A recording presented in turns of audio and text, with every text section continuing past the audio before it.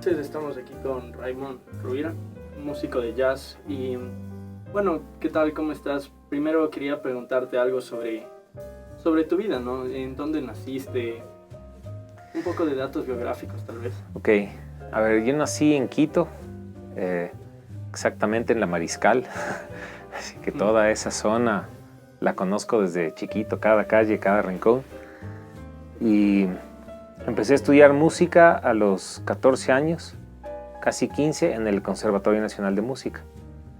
Y mi primer instrumento fue el clarinete. Después al año decidí cambiarme al piano. En mi casa tenía un piano acústico. Me gustó más. En mi casa igual, mi abuela tocaba el piano, mi papá, mi mamá, todos tocaban igual.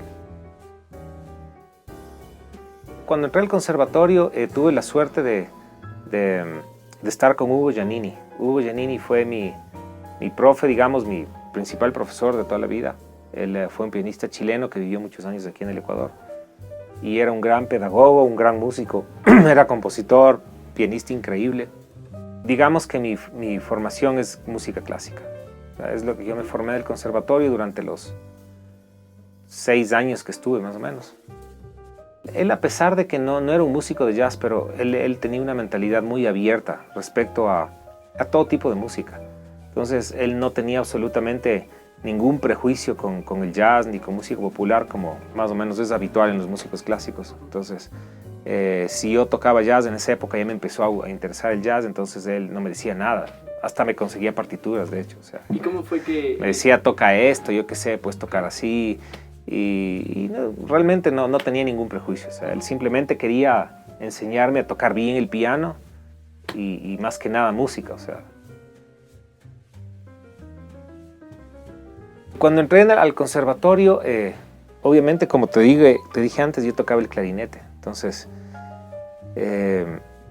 yo tocaba el clarinete con la idea de poder tocar jazz, más que por el hecho de estar en una orquesta sinfónica y eso. Entonces, de mis primeros discos que tuve de jazz en la casa fueron discos de Benny Goodman. O sea, bueno, en mi casa igual, como te decía, igual era familia de melómanos. Entonces yo oí música clásica desde que nací. O sea, he oído muchísima música clásica de todas las épocas y estilos. Y también, asimismo, había unos pocos discos de jazz. Entonces, entre esos discos que había lo típico, que era Benny Goodman, Glenn Miller, claro, Tommy Dorsey, Louis Armstrong. Entonces, por eso me interesaba el clarinete.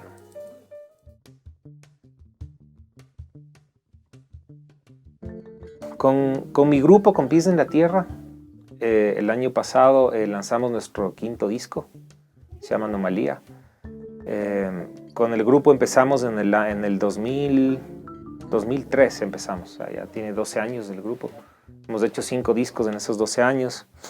La idea siempre fue hacer temas nuestros, ¿sí? Composiciones originales, con influencia de lo que prácticamente nosotros querramos. Entonces, yo qué sé, nuestra música tiene influencia de rock, de jazz, de música ecuatoriana, música latinoamericana. Hemos tratado de hacer una fusión, digamos que, o sea, sea algo, digamos, un poco novedoso y sobre todo que suene algo sudamericano. Y bueno, eso en cuanto al grupo, pero de ahí igual he grabado con muchos otros grupos, músicos de jazz. Una de mis primeras grabaciones que hice fue justo para una big band de jazz que tenía Jay en el año 95. Entonces, Jay Byron hizo una big band en la Academia Cotopaxi, donde participaban estudiantes de la academia y músicos de afuera, digamos. Yo todavía, cuando empezaron a grabar el disco, yo no entraba a la big band, entonces entré un poco al final y alcancé a grabar algunos pianos de ahí. Esa fue de mis primeras grabaciones. Es un pasillo que se llama Ausencia. Ese es un pasillo que es composición de mi abuela. Mi abuela estudió en el Conservatorio Nacional, igual estudió como 3 o 4 años y también le gustaba de vez en cuando componer algo, entonces hizo algunas composiciones.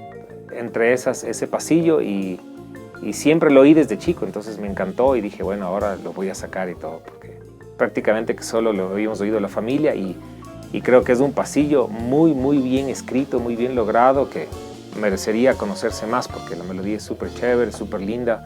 Yo le rearmonicé, tiene algunos acordes le puse, le hice como digamos un formato como de trío jazz, más o menos así.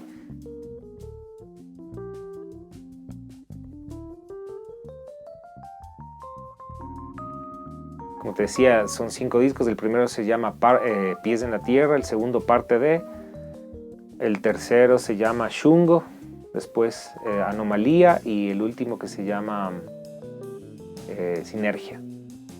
Sí. Entonces, bueno, o sea, de lo más rescatable pienso, ¿no? de estos discos es que hemos colaborado con otros músicos. Entre ellos músicos internacionales muy reconocidos y buenísimos, de los cuales hemos aprendido mucho, que es otro de los objetivos de tener el grupo es el aprendizaje. Claro, sí. No solo tener un grupo para tocar en un bar y ya, y punto, ¿no? Sino Entonces, el tratar de aprender. Entonces, claro. hemos tenido el chance de tocar con Perico Zambeat, por ejemplo, que es un súper saxofonista, probablemente el mejor de Europa y uno de los mejores del mundo. O sea, con Jorge Pardo hemos tocado también, flautista increíble. Tocó muchos años con Paco de Lucía, con Chico Corea. Entonces, de todos estos músicos hemos ido aprendiendo, ¿no?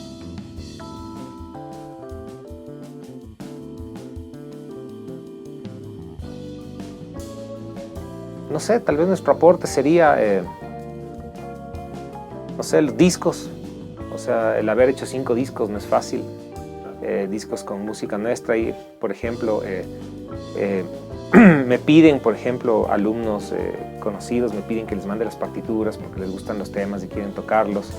El trabajo que hemos hecho un poco con la música ecuatoriana y latinoamericana ha servido también para muchos jóvenes que están haciendo tesis. Por ejemplo, me han escrito un montón de Cuenca, de Guayaquil, de chicos que están haciendo sus trabajos de titulación, de maestrías, y etcétera, etcétera.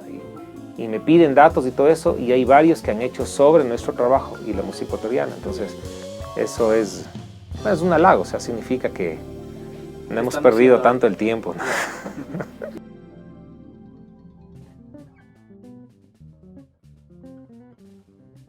Recomendación, que estudien. O sea, la música es una carrera demasiado dura, se necesita un montón de tiempo para poder sonar bien en un instrumento. Entonces, lo mejor que pueden hacer es estudiar lo que más puedan mientras puedan, que sean jóvenes. A medida que la vida pasa ya se va complicando, entonces ya no es tan fácil estudiar. Pero cuando sean jóvenes, cuando tengan tiempo, cuando no tengan responsabilidades, dedíquense a su instrumento y traten de hacer lo mejor posible, porque eso va a ser lo que les sirva de una base y les va a ayudar para el futuro.